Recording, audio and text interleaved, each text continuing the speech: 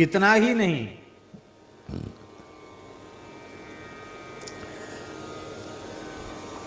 सारी कर्म राशि क्षीण हो जाएगी। विधाता ने जो उल्टा पलटा कुछ तेरे कपाल पर लिख दिया है, और राम नाम के प्रभाव से अनुकूल फल देने की सामर्थ्य तो विधाता की लिपि में रही आवेगी, लेकिन जो प्रतिकूल कुछ लिख दिया है विधाता ने ललाट पर, वो प्रतिकूल फल देने की सामर्थ्य विधाता की लिपि में भी नहीं रह जाएगी। क्योंकि मंत्र महामणि विषय ब्याल के, मेटत कठिन कुअंक भाल के। भाग्य की लिपि ही भगवान नाम जप से बदल जाती है। भाग्य की लिपि बदल जाती है। और क्या होगा? यदि तू मेरे कहने में आकर के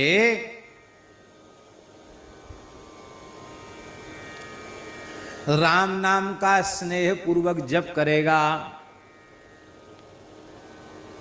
तब तुझे अमृतमय राम नाम का लड्डू झिककर खाने को मिलेगा। लड़ुआ मिलेगा जीवने को।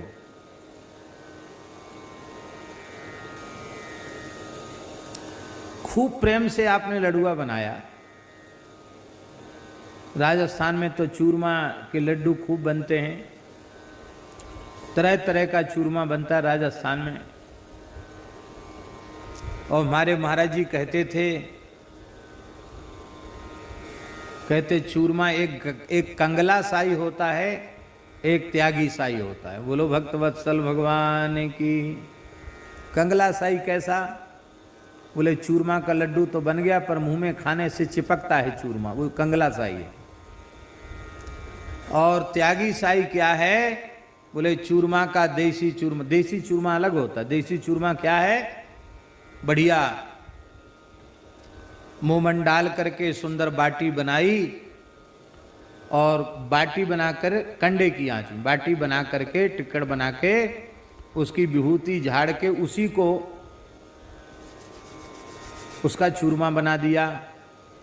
उसमें थोड़ा गुड़, उसमें घी, तो इतना घी के लड्डू ऐसे हाथ में चूरमा का लो तो उंगलियों के नीचे से टप टप घी गिरने लग जाए।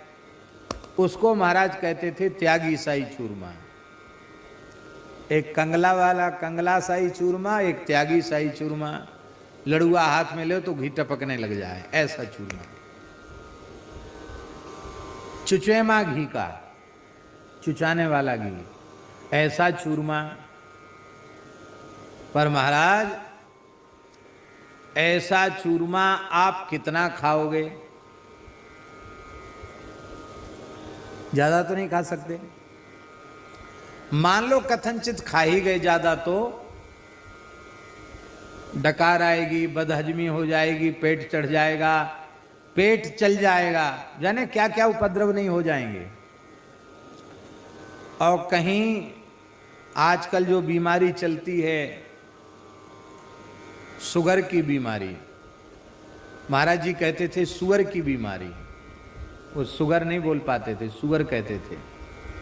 ए तुझे सुअर हो गया है? शुगर हो गया नहीं, तेरे सुअर हो गया है।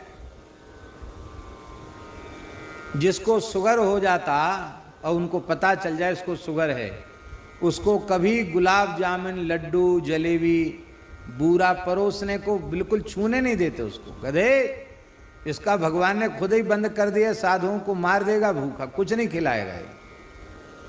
जो झिक के खूब शक्कर खा सकता वही खिलावे। बड़ा आनंद था उनके समय में भंडारे का।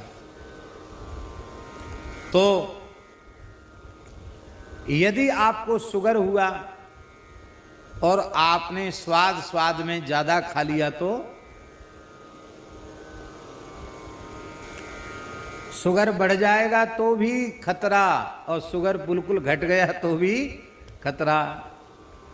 बड़ी विचित्र स्थिति है। पर ये राम नाम रूपी, हरिनाम रूपी लड्डू चाहे जितना खाओ, इससे कोई उगर सुगर नहीं होगा, भवरोग समाप्त हो जाएगा। और महाराज इस प्राकृत लड्डू के खाने से तो तृप्ति होगी, पर हरिनाम रूपी लड्डू जीवन भर खाते चले जाओ।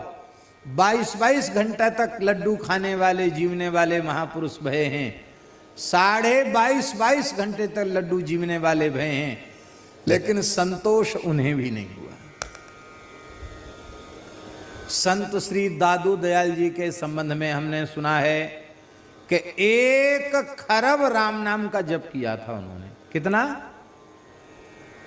आजकल के लोग विश्वास ही नहीं करेंगे।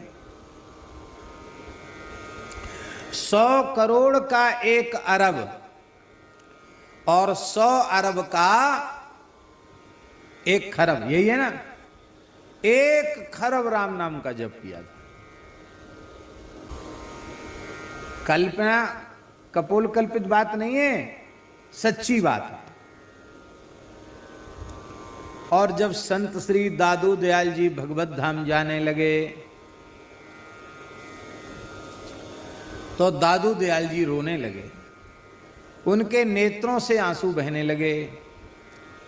उनके साधकों ने, शिष्यों ने पूछा, महाराज आपने जीवन भर राम नाम का जप किया है और आप तो महान त्यागी, तपस्वी, विरक्त, जीवन मुक्त महापुरुष हैं, ब्रह्म स्वरूप हो चुके हैं।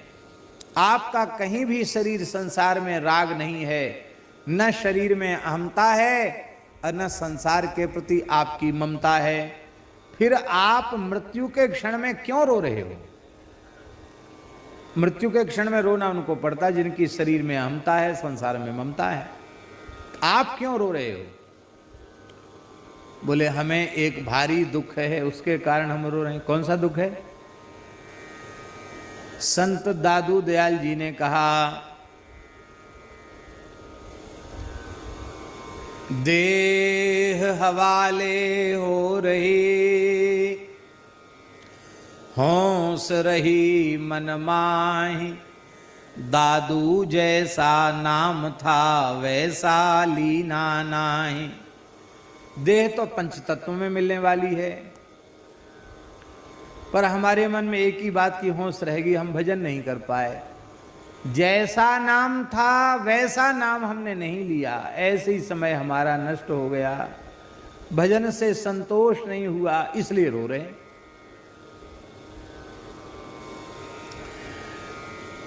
फुलेरा गांव के पास नारायणा है, हमारे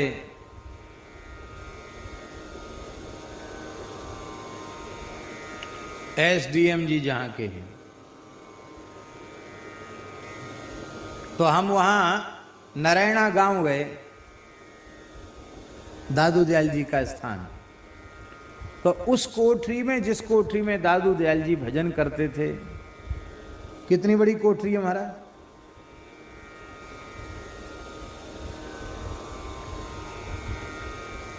आदमी न तो खड़ा हो सकता न लेट सकता।